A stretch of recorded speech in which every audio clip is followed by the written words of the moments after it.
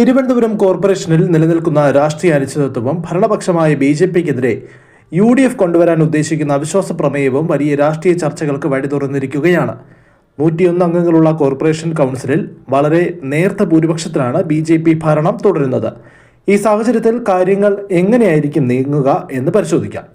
നിലവിലെ കണക്കുകൾ പ്രകാരം 50 സീറ്റുകളുള്ള BJPക്ക് ഒരു സ്വതന്ത്രന്റെ പിന്തുണയോടെയാണ് ഭൂരിപക്ഷം ഉറപ്പിക്കാൻ കഴിഞ്ഞത്. എന്നാൽ കാപ്പ കേസിൽ പ്രതിയായ BJP കൗൺസിലർ R. സുഗതൻ ജയിലിലായതോടെ ഭരണപക്ഷത്തിന്റെ അംഗബലത്തിൽ കുറവുണ്ടായിട്ടുണ്ട്. സുഗതന്റെ അസാന്നിധ്യത്തിൽ ഭരണപക്ഷത്തിന് 50 പേരുടെ പിന്തുണ മാത്രമേയുള്ളൂ. ഈ ഘട്ടത്തിലാണ് ഭരണസമ്പരവും കെടുകാര്യസ്ഥതയും ആരോപിച്ച് UDF അവിശ്വാസ പ്രമേയത്തിനുള്ള നീക്കങ്ങൾ ആരംഭിച്ചത്. 20 അംഗങ്ങളുള്ള UDFന് തനിച്ച് അവിശ്വാസ പ്രമേയം അവതരിപ്പിക്കാൻ സാധിക്കില്ല. അതിന് 29 അംഗങ്ങളുള്ള LDFന്റെ പിന്തുണ അനിവാര്യമാണ്. UDFന്റെ ഈ നീക്കത്തോട് LDF ഇതുവരെ അനുകൂലമായ നിലപാട് അല്ല സ്വീകരിച്ചിട്ടുള്ളത്. ലഭിക്കുന്ന റിപ്പോർട്ട് പ്രകാരം UDF കൊണ്ടുവരുന്ന അവിശ്വാസ പ്രമേയത്തെ പിന്തുണയ്ക്കേണ്ടതില്ല എന്നാണ് LDF നേതൃത്വത്തിന്റെ പ്രാഥമിക തീരുമാനം.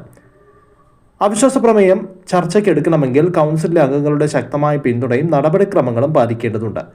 LDF പിന്തുണയ്ക്കാത്ത പക്ഷം UDFന്റെ ഈ നീക്കം വെറും രാഷ്ട്രീയ പ്രതിഷേധമായി ഒതുങ്ങാനാണ് സാധ്യത.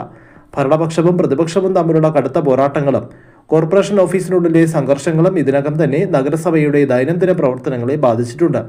സത്യപ്രതിജ്ഞ വിവാദവും കോടതി ഇടപെടലുകളും കൗൺസിലർമാർ തമ്മിലുള്ള അക്രമ സംഭവങ്ങളും ഭരണസമിതിക്ക് വലിയ വെല്ലുവിളിയാണ്.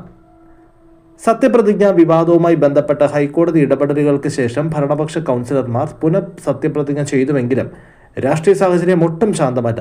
അവിശ്വാസ പ്രമേയവുമായി ബന്ധപ്പെട്ട UDF വലിയ സമ്മർദ്ദം ചെലുത്തുന്നു എങ്കിലും LDF നിലപാട് മാറ്റാൻ തയ്യാറാകാത്തിടത്തോളം കാലം BJP ഭരണം നിലവിൽ സുരക്ഷിതമാണ്. BJP നേതൃത്വം ഈ നീക്കങ്ങളെ രാഷ്ട്രീയ പ്രേരിതം എന്ന് വിശേഷിപ്പിച്ച് തള്ളിക്കളയുകയാണ് ചെയ്യുന്നത്. ആകെത്തുകയിൽ അക്കങ്ങൾ BJPക്ക് അനുകൂലമായാണ് നിൽക്കുന്നത് എങ്കിലും കൗൺസിലർമാരുടെ നിയമപരമായ അയോഗ്യതകളോ മറ്റ് രാഷ്ട്രീയ അട്ടിമറികളോ ഭാവിയിൽ നടന്നാൽ മാത്രമേ ഭരണം നഷ്ടപ്പെടാൻ സാധ്യതയുള്ളൂ. LDFും UDFും ഒരുമിച്ച് നീങ്ങിയാൽ മാത്രമേ ഭരണപക്ഷത്തെ പ്രതിരോധത്തിലാക്കാൻ സാധിക്കുകയുള്ളൂ എന്നതിനാൽ വരും ദിവസങ്ങളിൽ LDFന്റെ നിലപാടായിരിക്കും തലസ്ഥാന നഗരിയിലെ ഭരണത്തിന്റെ വിധി നിർണ്ണയിക്കുക.